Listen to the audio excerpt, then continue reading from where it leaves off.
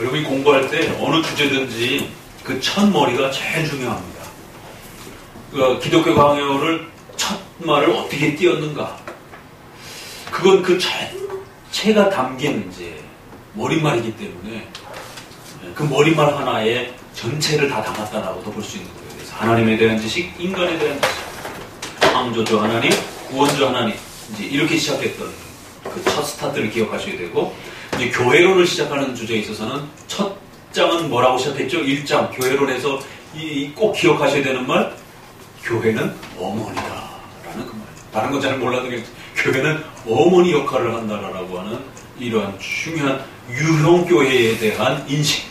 그래서 유형교회를 등한시하거나 함부로 하거나 그러면 큰일 난다라는 거. 그러면 사탄은 한 번은 카톨릭처럼 너무 지배하려고 하는 그런 방식의 교회로 피해를 입힌 거예요.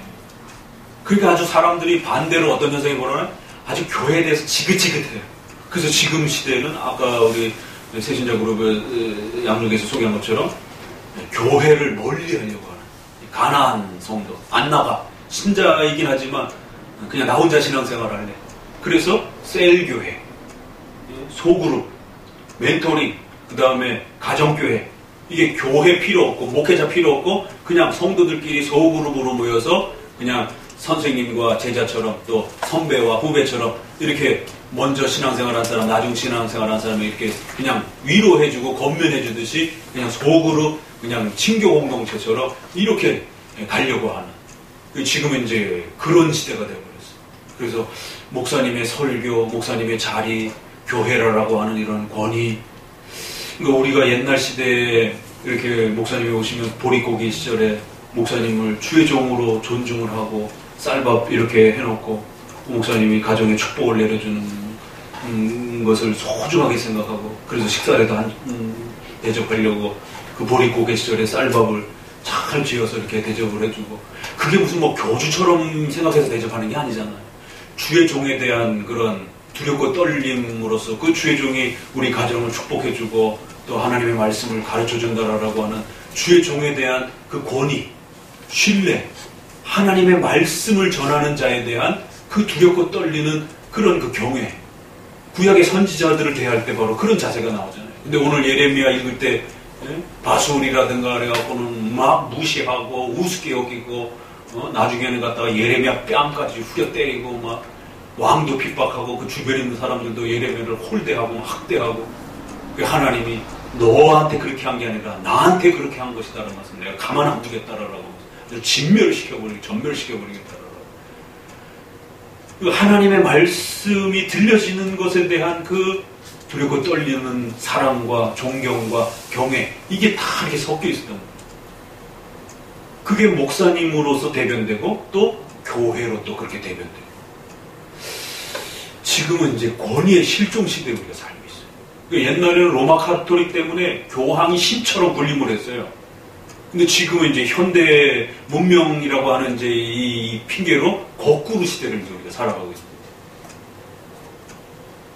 과거에는 성도들의 정체성과 존엄함을 어떻게 회복할 것인가. 그래서 만인제사장이라는 게 터져 나온 거고 지금은요 성도들의 존엄은 너무 많이 높아졌는데 목회자의 자리와 교회의 권위와 이런 자리들은 완전히 땅바닥에 사라져버리고 없어졌어요.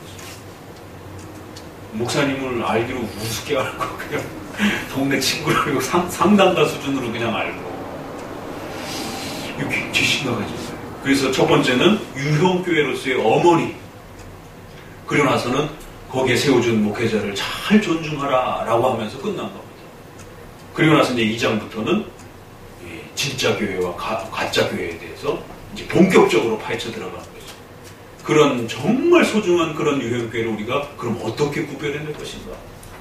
그 객관성, 어떻게 진짜 교회인지 아닌지를 우리가 분별하는 올바른 판단력을 갖출 수 있을 것인가? 그래서 지난번에 이야기한 것처럼 우리 개혁교회에 있어서는 그거를 최소 기준으로 말씀과 성찬으로 일단 교회 표지를 잡는다라는 거예요. 거기서 하나 더 잡으면 권징을 잡기도 해요. 그러나 보통은 말씀과 성찬. 근데 성찬을 솔직히 요즘에 종교개혁의 원리를 따라 영적 임재설에 맞춰서 가르치는 성례전을 하는 교회가 어디 있어요? 거의 드물어요. 그러다 보니까 성찬까지 잡으면 참된 교회가 없어져 버려요. 그래서 사도 신조를 해서 아주 최소 단계로 잡는 거예요. 삼일체 예수님 정도 믿으면 그냥 교회로 존중하라는 겁니다. 그래서 교회 표지에서도 말씀 하나만 잡는 데도 있어요. 칼빈은 2개를 잡는 거고 웨스민스터도 2개 정도를 잡는 것이고, 그러나 3개를 잡는 분도 있고, 그러나 이 모든 것들이 다 말씀이라고 하는 기준에서 이렇게 확대가 되는 거예요. 그래서 하나 추가할 수도 있고 안 할 수도 있고. 그래서 참된 교회 표준이란 말씀을 기본으로 해서 우리가 7대 교리라고 하는 이런 기본 교리를 정확하게 지키고 있는가, 유지하고 있는가, 거기에 이단과 아니냐를 따지기도 하고, 또 정통교회 안으로 들어와서 조금 더 충만한 정통교회이기도 하고 조금 부족한 기독교 교단이기도 한, 교회이기도 한 더와 덜의 차이도 다 포함이 된 거라고 말씀을 드렸어요. 그래서 바른 교리와 여기서는 예배, 이거를 이제 성찬은 예배라고 말하니까 이제 바른 교리와 성례 이렇게 말하는 겁니다. 예배란 성례 전체를 포함한 이제 이런 거를 말하는 것이에요. 자, 2번으로 들어가서 이제 그러면 이제 우리가 로마 교회와 관련해서 그 차이점을 한번 보자라는 것이. 읽어봅니다. 교황제도와의 상태가 바로 이러한즉 거기 얼마나 많은 교회가 남아있는지는 알수없다. 말씀 대신에 거짓말을 섞은 2번 2장 2장 지배하며 이 조직이 순수한 빛을 꺼버리기도 하고 희미하게 만들기도 주의 성만찬은 가장 추악한 모독행위로 대체되었다. 하나님께 대한 예배는 참을 수 없는 각종 미신으로 더럽혀졌다. 기독교는 교리를 떠나서는 존재할 수 없음에도 교리는 완전히 매장되고 제거되었다. 말씀 대신에 거짓말을 섞은 아주 폐역한 조직이 되었다는 것입니다. 그러니까 우리가 생각하는 이 카톨릭이 얼마나 무서운 단체인지 아시고 주의하셔야 됩니다. 종교개혁가들이 그거를 갖고 목숨을 걸고 싸운 것이에요. 근데 후손들이 카톨릭을 아무렇지도 않게 생각하고 카톨릭하고 그렇게 대놓고 친히 연합성명서를 쏟아내고 있고 아무렇지 노리지. 그건 정말 트렌트 공회의 그 문장들을 읽어보시면 우린 다 죽일 놈들이에요.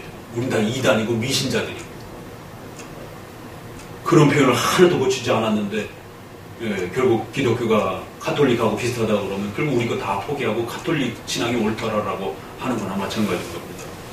그래서 1장에는 뭐라고 얘기를 했냐면 중요한 교리를 손상시키지 않고 모든 신자들이 인정해야 하는 신조들을 말살하지 않는 거기에 교회가 존재한다. 그러니까 적어도 올바른 교회라고 말하면 사도신조와 웨스민스터 신앙고백이라고 하는 이런 객관적 교회의 공적 신앙고백이 유지되고 살아있는 교회가 진짜 교회라는 것입니다. 그리고 또 이번에 와서는 기독교는 교리를 떠나서는 존립할 수 없다. 그러니까 이런 표현들이 굉장히 중요한 표현입니다. 근데 한국교회가 교리 얼마나 싫어합니까? 그러니까 옛 기독교의 그 텍스트를 기준으로 해서 지금 우리를 보게 되면 우리가 얼마나 정통 기독교에서 멀어져 있는지를 점검하게 되는 거예요. 기독교는 교리를 떠나서는 존재할 수 없다는 거예요. 교리는 완전히 매장되고 제거되었다. 이거 지금 우리한테 하는 소리 같아요. 500년 전에 쓴 글인데 400년 전에 쓴 글인데 우리한테 하는 소리 같아요. 우리 기독교 교회 안에서 교리 공부 안 하잖아요. 교리라는 말을 쓰고 있다는 거예요.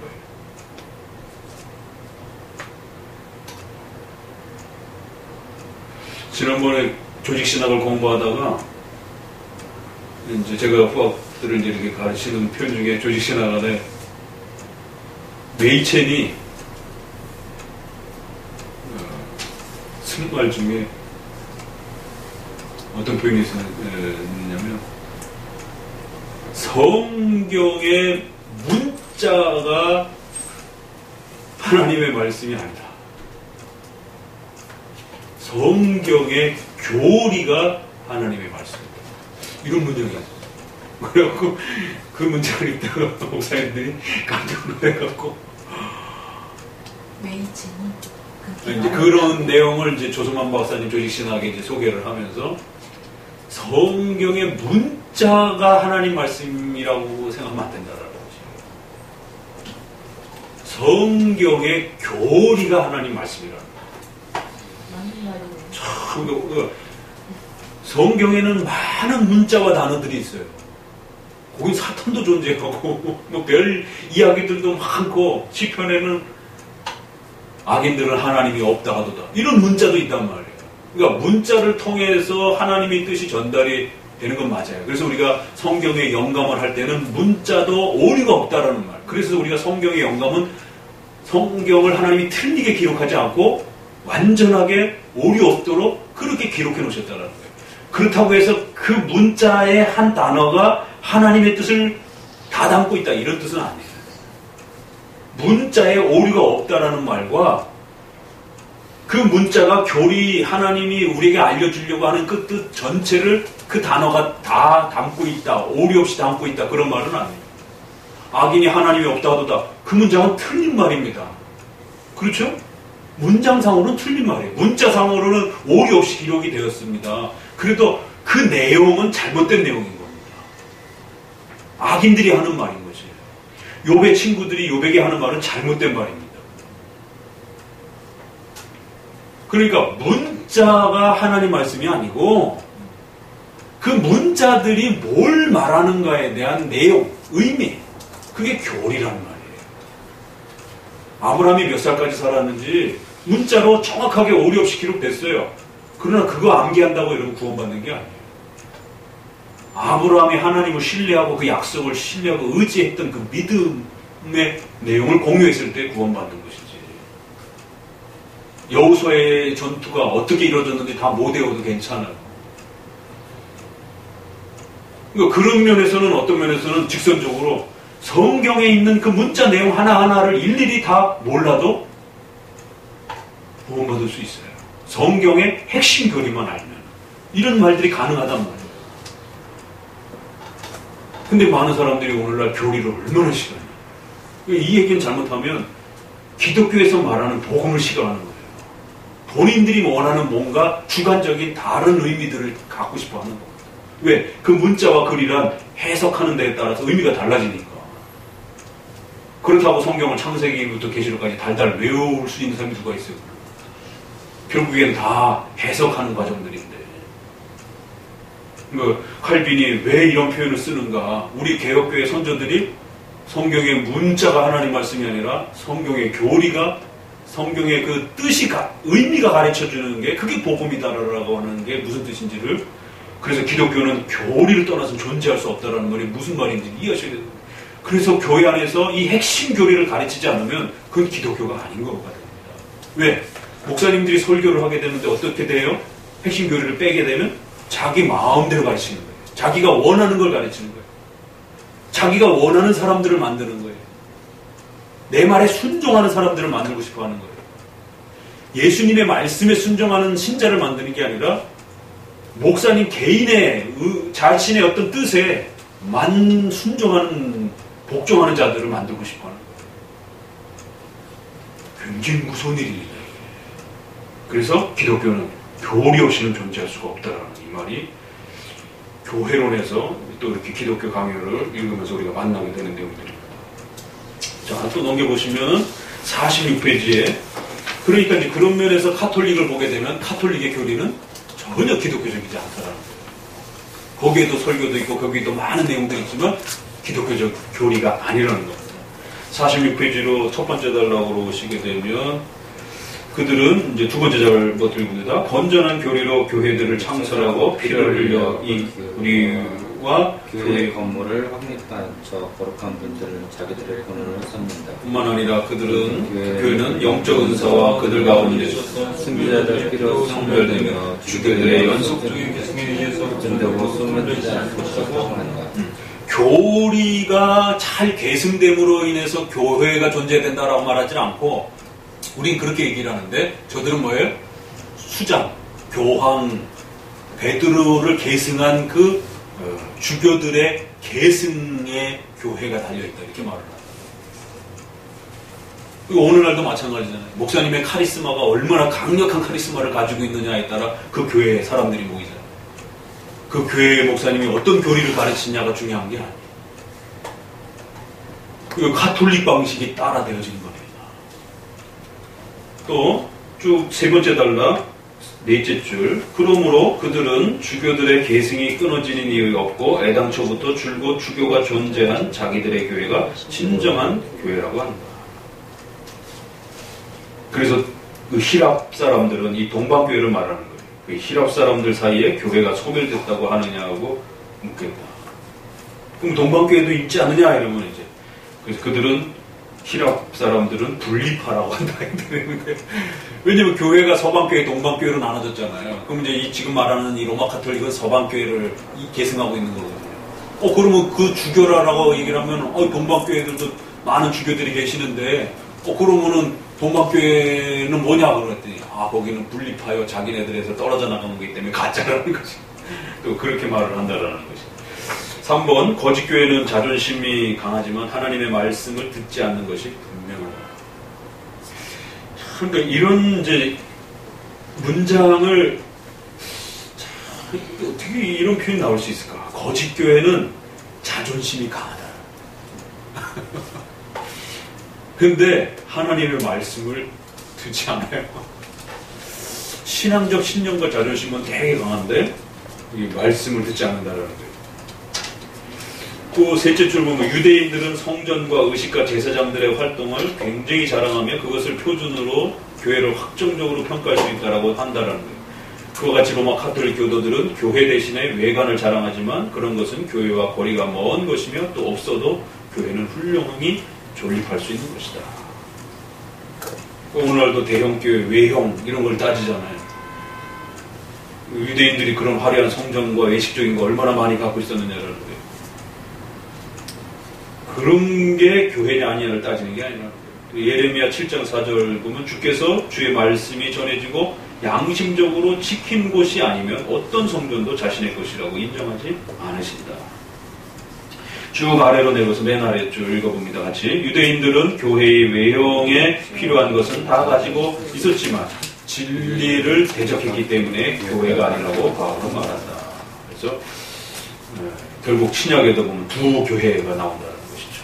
유대인들 중심의 교회와 사도들 중심의 교회가 결국 동시적으로 존재한다는 거예요. 겉으로 봤을 때는 다 하나님 믿고 구약 성경도 믿고 그렇지만 결국 신앙의 본질이 서로 다르다는 거예요. 밑에서 그 달랑 밑에서 한 셋째 줄 그들이 연대가 오래되었다고 자랑한다면 그는 맏아들이었으면서도 제외되었다. 그 이유를 묻는다면 바울은 교리적으로 순수하고 합법적인 근원에서 난 자들만이 하나님의 자녀로 인정된다고 대답한다. 그래서 성경의 올바른 교리를 제대로 준수하고 지키고 유지하고 있느냐의 여부가 달린 것이지 역사가 오래되느냐 아니면은 무슨 뭐 조직이 크느냐 이런 거하고는 전혀 문제가 되는 게 아니라는 거예요. 교리라는 말이 또 나옵니다. 49페이지로 넘어가셔서 두 번째 줄 또 읽어봅니다. 49페이지 위에서 그러나 특히 교회 기관에서 교리를 무시하고 인간의 계승 관계만을 중시한다는 것은 가장 어리석은 것이다. 그 단락 한 6, 7째 줄 즉 그들은 사도시대부터 만장일치로 확고하게 보존되어 온 교리로 모든 새로운 오류에 대항하여 싸웠다. 각주 8번 옆에 이렇게 보면 그리스도의 거룩한 신부의 자리에 추악한 창녀를 앉히기 때문에 그들은 진창에 빠져버린다. 올바른 교리 옆에다가 뭐예요? 창녀 같은 그런 잘못된 교리를 앉혀놨다라는 거죠. WCC의 이러한 교리들은 그건 정말 칼빈의 관점에서 창녀 같은 교리인 거예요. 예수 그리스도 외에도 구원이 있을 수 있다라고 하는 건 정말 그거는 뭐 창녀 같은 그런 교리라는 거죠. 올바른 교리를 이렇게 유지하느냐 못 유지하느냐가 이건 어마어마한 일이에요. 그러니까 사도신경 하나만 봐도 돼요. 그러니까 사도신경은 2000년 동안 유지했던 거잖아요. 그러면 그 사도신경의 대략 성경론 빼면 6가지 교리가 나와요. 성경론까지 합치면 7가지 교리가 나와요. 그러니까 사도신경이 만들어진 이유는 성경을 잘 가르치려고 하는 이런 전제가 깔린 거기 때문에 성경의 교리까지 포함이 된 겁니다. 그럼 그 7가지 교리를 누가 가지고 있느냐? 성경론, 신론, 인간론, 예수 믿고 구원받아야 된다라고 하는 기독론, 구원론, 거룩한 공교회를 믿사오며. 그럼 공교회가 뭔가 도대체? 캐톨릭 처치라는 말이 도대체 뭔가?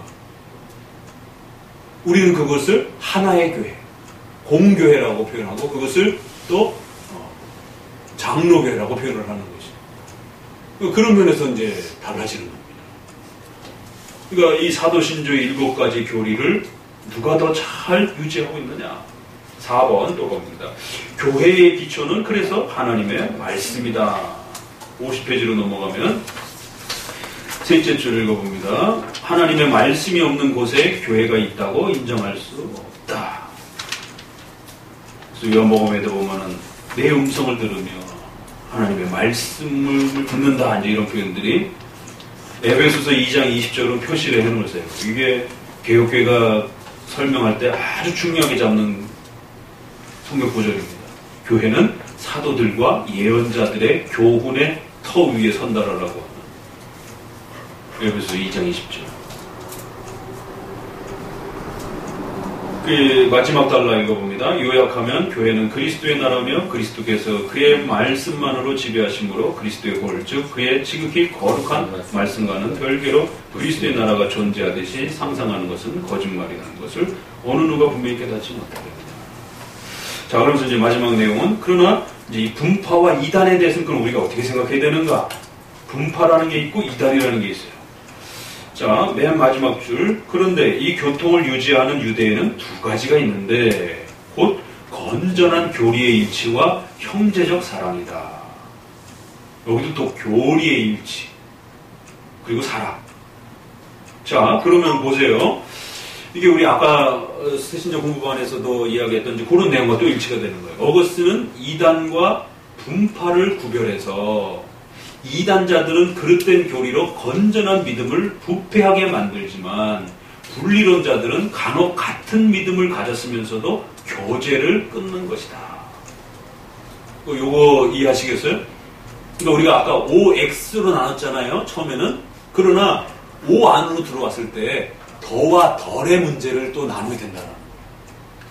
그러니까 어거스틴도 이렇게 얘기하고 칼빈도 이렇게 얘기하고 웨스민스터도 이런 분파의 개념을 존중하는 거예요.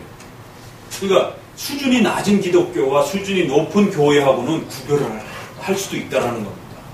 그래서 이 교리를 훨씬 더 잘 가지고 있는 그런 정통 장로교회와 이런 입장을 우리가 따로 구별해서 그런 분들이 또 교단을 형성할 수 있다는 거예요. 그러면 그들은 같은 믿음을 가지긴 했지만 형제적 사랑에 대한 부분에서는 서로 교제를 멀리하는 것이에요. 왜? 그런 부분에서 일치가 안 되기 때문에. 그러나 교리가 틀리면 어떻게 돼요? 그건 이단이 되는 거죠. 그러니까 분파는 존재할 수 있다라는 거예요. 그래서 우리가 각 분파들은 또 서로 존중하는 겁니다. 그러나 우리는 우리대로의 프라이드가 또 있는 것이죠. 이거 굉장히 중요한 말입니다, 이게. 그래서 분리론자들은 간혹 같은 믿음을 가졌으면서도 교제를 끊는 것이다. 읽어봅시다.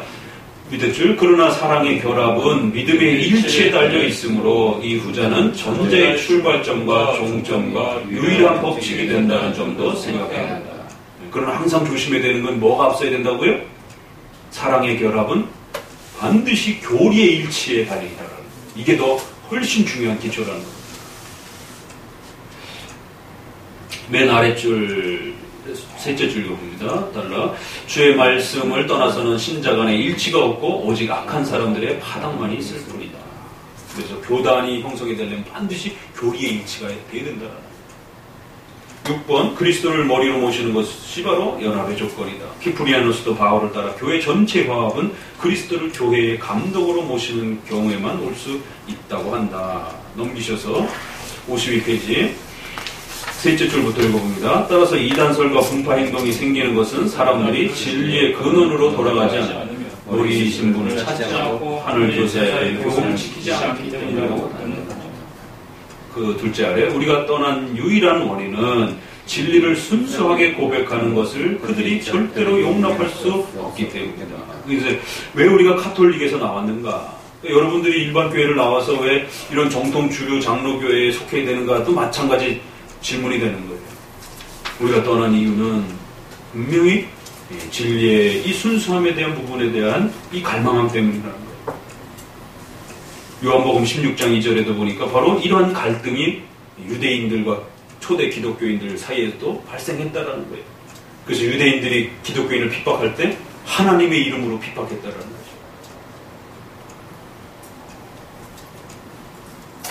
주께서 말씀하신 이 회당들은 당시에 합법적인 교회였다라는 거예요. 그러니까 교회가 교회를 핍박하는 이런 일들이 벌어지더라는 거예요. 맨 아래줄 셋째 줄부터 읽어봅니다. 이는 나로서는 우리가 그리스도에게 가기 위해서 그들에게서 떨어지지 않을 수 없다는 것을 만족하게 생각하게 하게 됩니다. 이제 참된 교회와 그렇지 않은 교회에 대한 고민이 실제적으로 로마 가톨릭을 예를 들어서 얼마든지 이런 갈등 속에 신자들이 일어날 수 있다라는 거예요.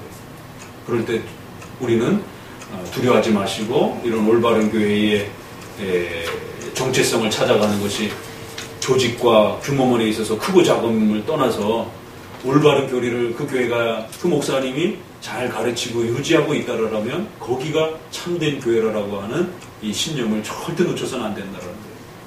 그러니까 시대마다 이러한 엄청난 그런 혼돈이 있었다라는 거죠. 그래갖고 이제 로마 교회 예를 들고 또 다음은 이제 구약으로 들어가서 또 이제 신약으로 들어가서 당대 또 유대인들의 부패와 함 속에서 진정한 교회를 유지하기 위해서 어떤 일들이 있었는지. 그러니까 이렇게 참교회와 거짓교회를 이렇게 충돌에 대한 갈등을 이렇게 한번 맛보게 한 다음에 3장에 가서는 그 다음엔 참된 목사와 그렇지 않은 목사 문제로 들어가요. 그래서 3장에서는 이제 교회에 그러면 이제 목회자를 우리가 어떻게 분별하고 판단하고 또 좋은 목사님은 어떻게 우리가 또 주의 종으로서 존경해야 되는지, 나쁜 목회자는 절대로 받아들이면 안 되지만 그렇다고 해서 모든 목회자들을 또 거부해버리면 안 된다는 거죠. 근데 이제 세 번째 단계는 당연히 그 교회의 설교를 행하는 또 가장 또 중심적 역할을 하고 있는 그 목회자가 이런 교회의 정체성을 또 만들기도 하고 버리기도 하는 또 그런 중심 역할을 하더라는 거예요. 그래서 이 교회의 분별 문제는 마지막에 가서 그 목회자의 순수성에 대한 부분에 대한 검증까지 가야 된다는 겁니다.